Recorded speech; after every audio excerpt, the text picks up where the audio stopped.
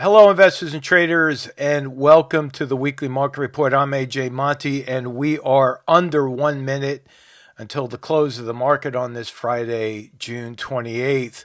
Here we are looking at the Dow Jones Industrial Average ETF, ticker symbol DIA. And as I zoom in here, you can see that little bit of a red candle with that long shadow on top is known as a bearish harami. Now, a bearish harami results in lower prices about 80% of the time, and it's very close to what we usually see in bearish engulfing candles. Here is a bearish harami right there. You could see what happened. The market dropped. You could see right here is a bearish engulfing. What happened? The market dropped. And so this is leading me still to keep that downside target in place right there as we're about to close in 1 second. There it is. Market's officially closed. My downside target on DIA is still in place all the way down there at 382.20. And keep in mind that the little candle had big volume today, which tells us there was a battle going on between the buyers and sellers today. And as we look below, you can see that there's a sell signal on the stochastic. You see the blue line crossing the red. That's the percent K crossing the percent D. And we have a little bit of a hinge downward on the CCI Commodity Channel Index. It's my most favorite index out of all of them. And so I'll be talking about that when I mention my 7-point trading checklist. So again, to reiterate, downside target 382.20, keeping that in place. As we look at IWM, you can see here that we have another red candle. It's not a bearish harami, but we do see that big red volume day today. And so this is very interesting because I thought we would hit that downside target by today. That has not happened, at least not yet. I think it will happen. I'm keeping that downside target at 198.05. So for you option traders out there, I would still consider keeping or maintaining negative delta positions. Looking at the Qs, which basically is the tech sector here, you can see that long shadow on top. That's a shooting star, but oh, look at that. We have a bearish engulfing candle right there. That's, again, like I mentioned, bearish engulfing and bearish haramis result in lower prices about 80% of the time. There was a bearish engulfing right there. We have another one with that added long shadow on top, which makes it slightly more bearish. So keeping that downside target on the Qs. I know it's a far stretch down there, but I'm keeping that in place right there at 455.89. Look at the stochastic really start to accelerate to the downside, and you can see the CCI is showing a slight hinge to the downside there as well. So moving on to SPY, which is the S&P 500 ETF. What do we got? Another bearish engulfing candle. Now, if you doubt whether or not these candle types are 80% accurate in their forecasting, don't take my word for it. Just go back and look at your bearish engulfing candles. Search for bearish harami candles. Go look at another bearish engulfing candle and take out a little spreadsheet and count them. You'll find 8 out of 10 times when those show up, prices drop. Now, that also means that 20% of the time, they don't work out. Well, if you're betting on the downside and it doesn't go down, that's where your risk management skills need to kick in. And that's why I promote the 1% rule for managing risk all the time. In every single one of my trade publications, I talk about risk. So downside target still in place for SPY right there at, drumroll please, 527.07. Taking a look, a step back here on the weekly chart, you can see that we ended this week as well with a long shadow on top with a shooting star from last week. So the shadows on top, again, especially at the end of an upward leg, is much more bearish than bullish. So that is SPY. Going back to my daily chart, I want to take a look at the VIX here. You could see, very interestingly enough, we have the opposite of a bearish harami, and that is a bullish harami. There's you have that long stretch of red candles, and then we have the body of this candle falling within the body of that previous red candle. So my upside target on VIX is still in place at the upside right there of 1362. Just want to make a quick shout out here for Bitcoin traders. I have my upside target set at $66,000 right there. That might take a little bit of time to get there because look, we got a bearish engulfing on Bitcoin. So keep your eye on that. If you are trading the cryptocurrency market, you might want to use stop loss orders or at least price alerts to notify you when prices are breaking out below support levels. Now, let's talk a little bit about the trading checklist. As I just mentioned, I have a 7-point trading checklist. And last night we had a really good webinar with our equity traders. And I mentioned to them that whether you're following my 7 points or not, you can come up with your own list of signals. Just make sure that those signals are reliable. And I was mentioning to some folks that if you rather not use the stochastic, you might replace that with, let's say, Bollinger Bands or another indicator, maybe the RSI.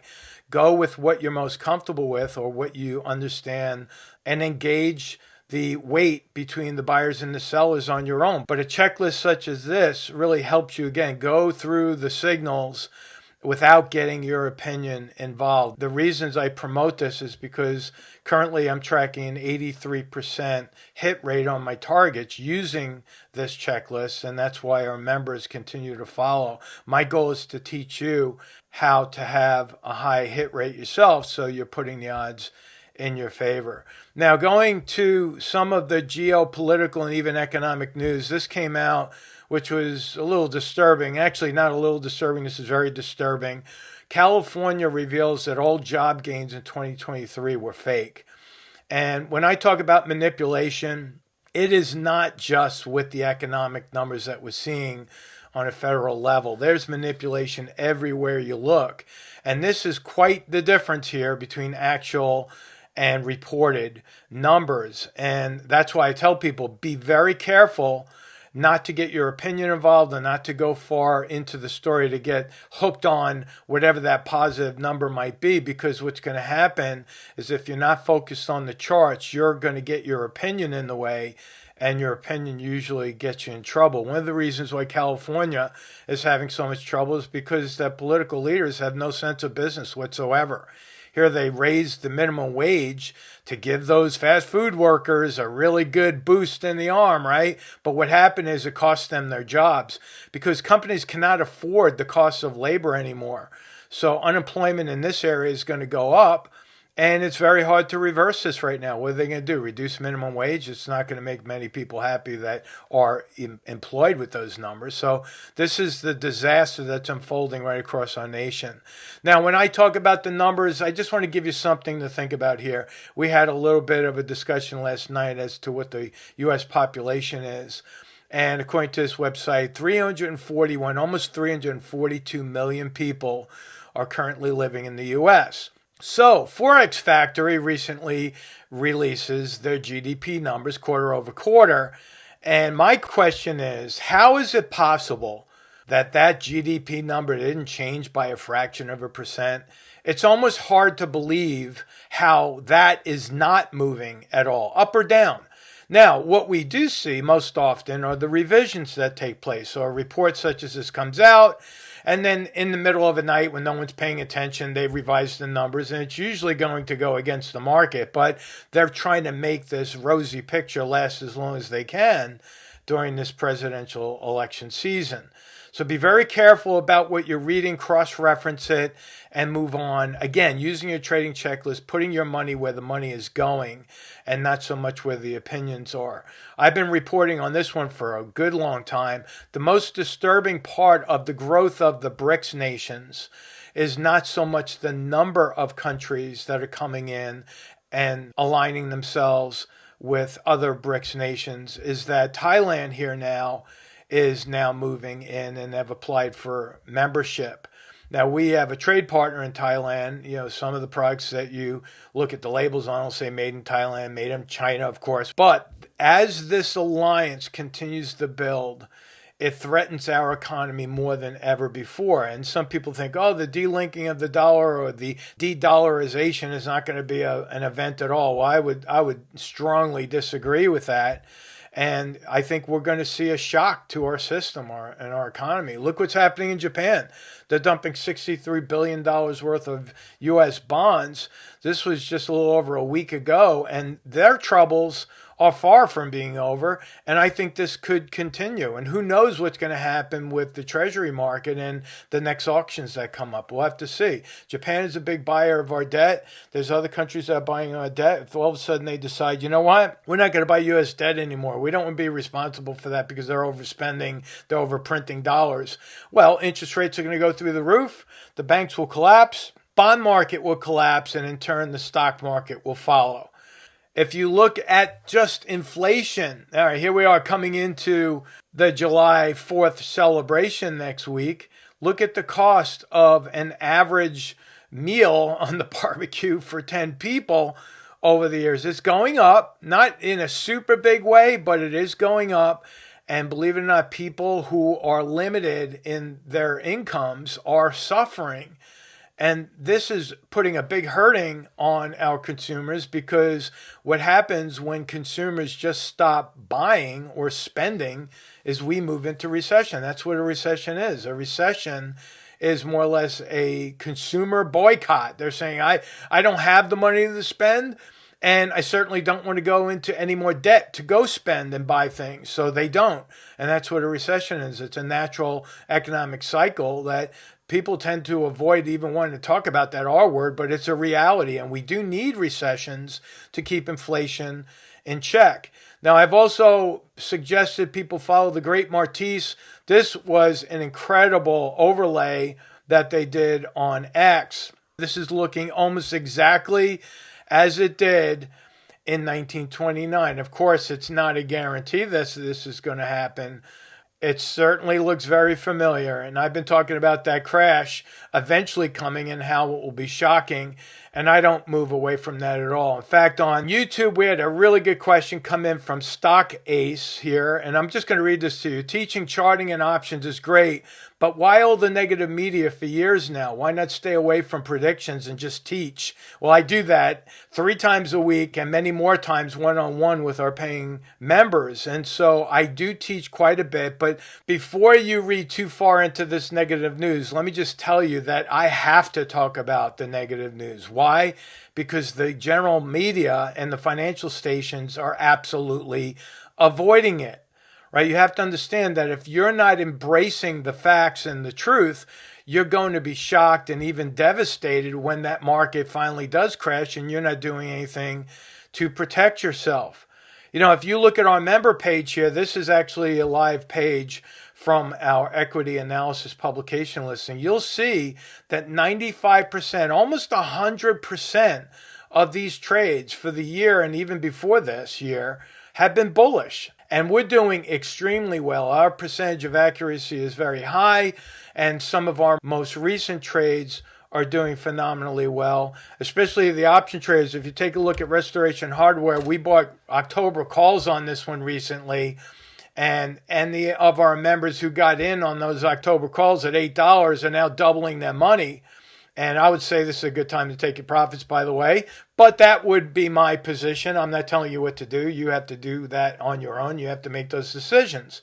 But this is what we do. We're preparing for the crash, but we're still putting our money where the money is going, especially on the shorter term trends. And so this is what we teach at StickyTrades. We teach people how to use the 7-point trading checklist. We teach them how to manage risk, and we teach them how to read the charts so that you're not getting caught off guard. We have an incredible tool here on our member page where if I just go to that, I'll show you. We have the rapid fire results page right here where you can put in ticker symbols and it will give you a readout of the number of times we hit on those percentages. Let's take, I don't know, Apple, for instance, ticker symbol AAPL. You could see the number of times that I have forecasted or put targets out on this, and you'll see the hit rate. When it goes over 70%, all that confetti comes down, and you'll see the hit rate. So out of the 81 times I've forecasted Apple over the years, 67 of those 81 forecasts came out positive where we hit the targets. You look at IWM, you take some of the most recent rates. The last 6 out of 6 were hit. We still have a couple that are still open, but the number of times that the targets hit at an 83% rate, by the way, usually happens within a 2-month period. So the ones that are still open in IWM, I feel very confident that we will ultimately hit those prices. So how do you use this? Well, we just made some money on Restoration Hardware, but if I put RH, the ticker symbol, in there and see how many times I've forecasted that, well, I've only forecasted 2 times on Restoration Hardware. So as of now, we have a 50% hit rate. If you're looking for higher probability trades, you could put those ticker symbols in here as a member before you actually make the trade to find out which stocks do the best job following the technical signals. That's how it works. This is a tool that's free to our members, and you could sign up with a free membership if you like for 15 days. You don't even have to put a credit card into our website. You go in there, plug into Sticky Trades, go to the rapid fire results page, start putting in ticker symbols, and we'll guide you along the way with our education from there. Folks, thank you so much for liking and subscribing, and of course, commenting. I address every question. I try my very best to at least acknowledge a lot of the comments because there are a lot coming in. I spend a lot of time in our own question forum in our website, but I make sure that I go to social media and try to answer as many questions as we possibly can. Follow me on X, follow me on Facebook, follow me on Sticky Trades. You have a great weekend, and I'll talk to you on Wednesday. So long.